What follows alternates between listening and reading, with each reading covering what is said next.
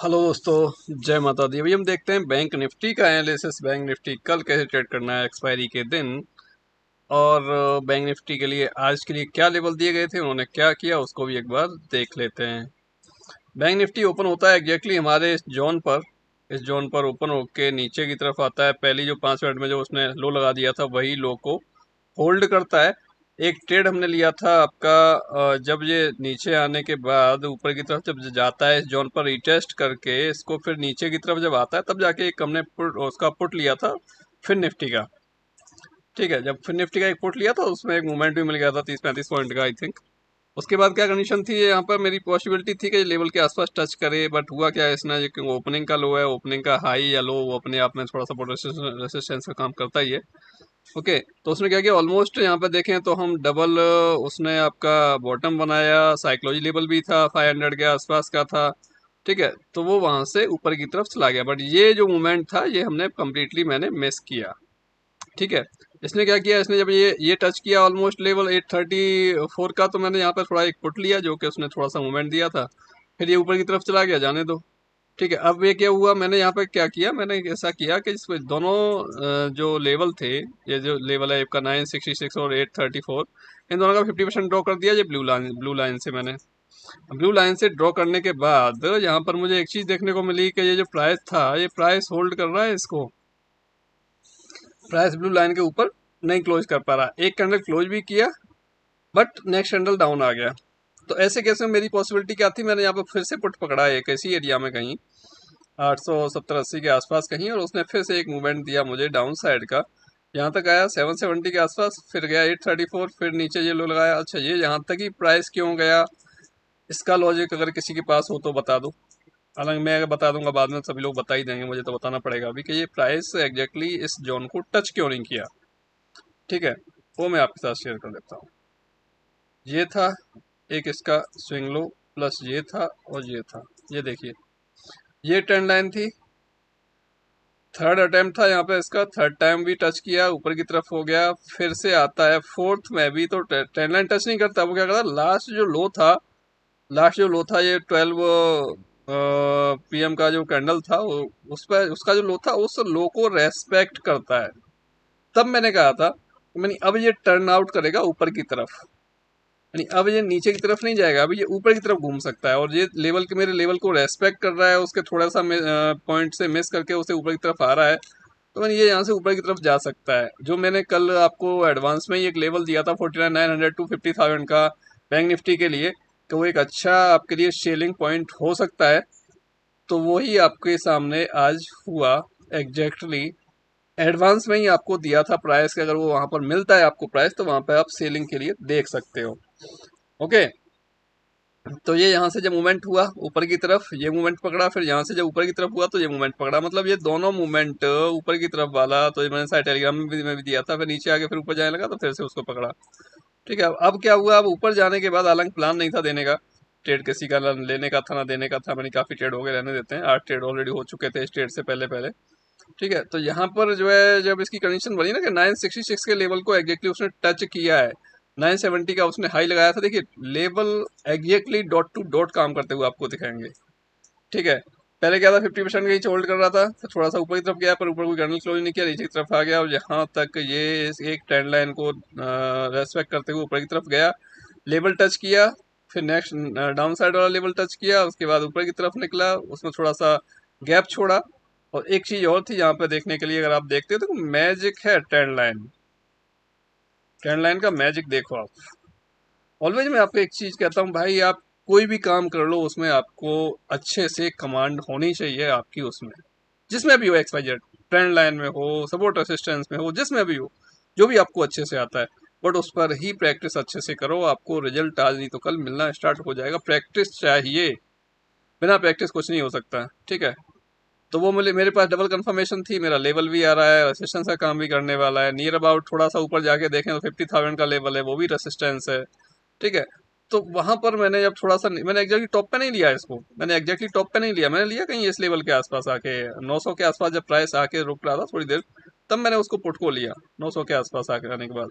उसने एक मूवमेंट यहाँ पे मुझे फास्ट दिया, बहुत अच्छा मूवमेंट था उसने जो दिया मेरे को।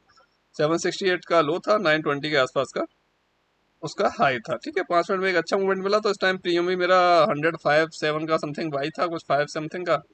उसने 183 समथिंग हाई लगा दिया था, बहुत अच्छा मूवमेंट था। ठीक है, उसके बाद फिर एक मैंने पुट यहाँ पकड़ी थी, बट वो पुट ने बहुत समय लिया, नीचे गया फिर ऊपर आया, तो मतलब उसमें कुछ मूवमेंट जो मिला वो थोड़ा सा उतना अच्छा नहीं मिला था। बाद में तो अच्छा गया था, बट लास्ट टाइम था, टाइम नहीं था, 3 बज चुके थे ऑलमोस्ट, तो वहां पे होल्ड करना फिर सही नहीं समझा। अगर होल्ड करता तो वो भी अच्छा पैसा देके जाता, तो उसमें 15 पॉइंट समथिंग मिले थे, वो ले लिए थे। ठीक है, अभी इस ट्रेंड लाइन को थोड़ा सा अगर एक्सटेंड करते हैं हम, तो एग्जैक्टली वहीं तक आया था। ये भी लेवल हमारा आ रहा था 621 वाला, और यह ट्रेंड लाइन भी आ रही थी वहीं पर। ठीक है, तो वही हुआ एग्जैक्टली, जहां तक जो आपको लेवल दिया गया, जो भी जोन आपको दिया गया, जो आपको एरिया बताया गया कम्प्लीटली कि ये सीलिंग रेंज होगी आपके पास, सीलिंग जोन होगा, एग्जैक्टली वही किया उसने। कोई भी बिल्कुल भी अपसाइड के लिए नहीं गया, इवन के और थोड़ा सा 50 हजार से तो और थोड़ा सा 30 पॉइंट नीचे ही रह गया। ठीक है, अभी देख लेते हैं हमारे पास कल के लिए क्या लेवल्स रहने वाले हैं हमारे पास ट्रेड करने के लिए। ठीक है, मैं अगर एक चीज और आपके साथ शेयर करूं, तो यहाँ पर अगर आप देखोगे ना प्राइस रेंज में कि ये लो था, तो ये कितना डिफरेंस का रह गया था यहाँ पे, करीब 37 पॉइंट का। ठीक है, ऊपर अगर देखोगे तो ये कितना डिफरेंस रह गया था, ऑलमोस्ट उतना ही रह गया था, 35 पॉइंट समथिंग। ठीक है, ज़्यादा डिफरेंस नहीं था, मतलब जितना वहाँ उसने नीचे गैप छोड़ा था, उतना यहाँ पे पहली बार छोड़ा था गैप, तब जाके आया था नीचे की तरफ, फिर ऊपर की तरफ तब जाके उसने कंप्लीट किया उसको। अभी कल के लिए हमारे पास जो लेवल्स रहने वाले हैं वो ये हैं आपके सामने। यहाँ पे मैंने जॉन थोड़े से ड्रॉ किए हैं, बीच में ही 2 कर दिए हैं, उसके बाद नीचे की तरफ तो एक है ही है जो इम्पोर्टेंट है बेसिकली। ठीक है, यहाँ पे देखें हम, 960 पर आ रहा है ये लेवल, 960 के बाद आ रहा है 50,098। उसके ऊपर कोई लेवल ड्रॉ नहीं किया मैंने बिल्कुल भी। ठीक है, जो कल का हाई था बस वहीं पर लेवल ड्रॉ किया, कल के हाई का उस टाइम जो हाई था बस वहीं पर। ठीक है, आज के हाई के आसपास एक लेवल जो आया है वो ही डाला मैंने, 966 कर सकता था बट नहीं, 970 कर सकता था बट नहीं, जो 960 मिला मुझे 960 ही मैंने डाला है। ठीक है, अब यहाँ पर हमें क्या करना है, अगर हमें, क्योंकि 700 रुपये इसकी क्लोजिंग हुई है 705 पर बैंक निफ्टी की, इस एरिया में जाके इसने क्लोज किया है। अगर बैंक निफ्टी किसी रीजन से आपको यहाँ तक जाता हुआ दिख जाए, या फिर यहाँ के ऊपर यहाँ तक जाता हुआ दिखता है, तो यहाँ पे आपको सेलिंग मिल जाएगी। ठीक है, सेलिंग मिल जाएगी फिर भी आपको यहाँ पर जाते हुए। ओके, बेस्ट क्या होगा, बेस्ट ये होगा, ये 617 के नीचे निकलेगा तो आपके पास ये लेवल आ जाएगा जो आज का लो रहेगा। डिफरेंस ज़्यादा नहीं है, बट एक्सपायरी है तो मूवमेंट आपको सही मिल जाएगा। ठीक है, अब इम्पोर्टेंट जोन हमारे पास क्या है कि ये है एक इम्पोर्टेंट जोन बैंक निफ्टी के लिए। अगर इसके ऊपर सस्टेन करेगा तब तक ऊपर रहने की पॉसिबिलिटी है। अगर इसके नीचे की तरफ निकलता है तो आपको ये 49,200 के नीचे जाता हुआ दिख जाएगा। 49 के आसपास भी मिल जाएगा, या 48,900 के आसपास भी हो सकता है कि देखने को आपको ये बैंक निफ्टी मिल सकता है। तो उसका ख्याल रखिएगा। देखिए इसमें बहुत थोड़ा सा डिफरेंस आ रहा है 415 से 360 में। भाई जहां लेवल आएगा वहां मुझे डालना पड़ेगा। मैं अपने मन से उसमें 100 पॉइंट, 200, 150 पॉइंट या फिर 50 पॉइंट का डिफरेंस नहीं कर सकता। जो लेवल मिलेगा मुझे वो वहां पर डालना पड़ेगा एज पर कैलकुलेशन। ठीक है, तो ये जो है मैंने ड्रॉ किया डाउन साइड के लिए। डाउन साइड के लेवल आपके सामने ही है, इसमें देखो यहाँ पे डिफरेंस आ रहा है 150 पॉइंट का, तो इसका 50% आप ड्रॉ कर सकते हो। ठीक है, इसमें भी डिफरेंस आ रहा है 150 पॉइंट के आसपास, तो इसका भी 50% आप ड्रॉ कर सकते हो। 48,900 के नीचे मैंने लेवल नहीं डाले हैं, क्योंकि वहाँ तक ऑलरेडी 800 पॉइंट का मूवमेंट हो रहा है। हो सकता है कल एक कोई अच्छा मूवमेंट हमें देखने को मिल जाए, क्योंकि आज और कल तो ज़्यादा कोई अच्छा मूवमेंट मिला नहीं देखने को हमें। कोई भी वन वे मूवमेंट नहीं मिला, कोई लंबा मूवमेंट नहीं मिला कि 200-300 पॉइंट का उसने नॉन स्टॉप मारा हो। कल तब भी दे दिया था ऊपर की साइड का मूवमेंट, पर आज तो जो है ये एक मूवमेंट था अप साइड, अगर देखें तो जो ओपनिंग में हो गया था, कल भी ओपनिंग में हो गया था, आज भी ओपनिंग में ही हो गया था मूवमेंट। उसके बाद तो फिर टाइम पास किया ऑलमोस्ट इसने। ठीक है, यहाँ से एक मूवमेंट जो हुआ था 550 से, तो ये आपका 950 के आसपास तक का ये एक मूवमेंट था जो थोड़ा ठीक था। बाकी तो फिर सारा टाइम पास ही किया ज़्यादातर उसने।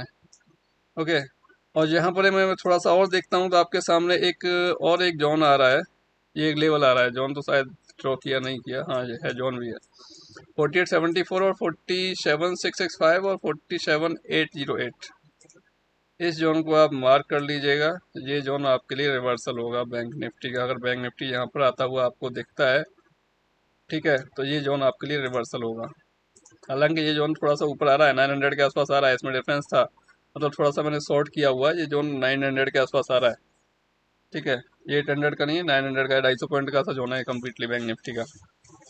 ठीक है, तो छोटा गया है, अगर वहाँ पर जब प्राइस वहाँ घूमेगा तो देखेंगे 900 से भी घूम सकता है, तो उस टाइम उसको हम थोड़ा एक्सटेंड कर लेंगे। जो एक्चुअल वैल्यू है उसकी, एक्चुअल वैल्यू नहीं है ये इसकी, एक्चुअल वैल्यू 900 के आसपास आ रही है इसकी, और 100 पॉइंट ऊपर की तरफ बढ़ेगा ये। ठीक है, तो 47,665 से लेके 47,900 के आसपास तक की इसकी वैल्यू है, जो है पूरा एक जोन है ये। ठीक है, तो ये एक इंपॉर्टेंट जो हो सकता है। मुझे जो प्राइस दिख रहा है ना, आज के प्राइस के नीचे निकलने के बाद, आज के लो के नीचे सस्टेन करने के बाद, मुझे जो प्राइस दिख रहा है, मुझे 48,000 के अराउंड का प्राइस बैंक निफ्टी में दिखता है।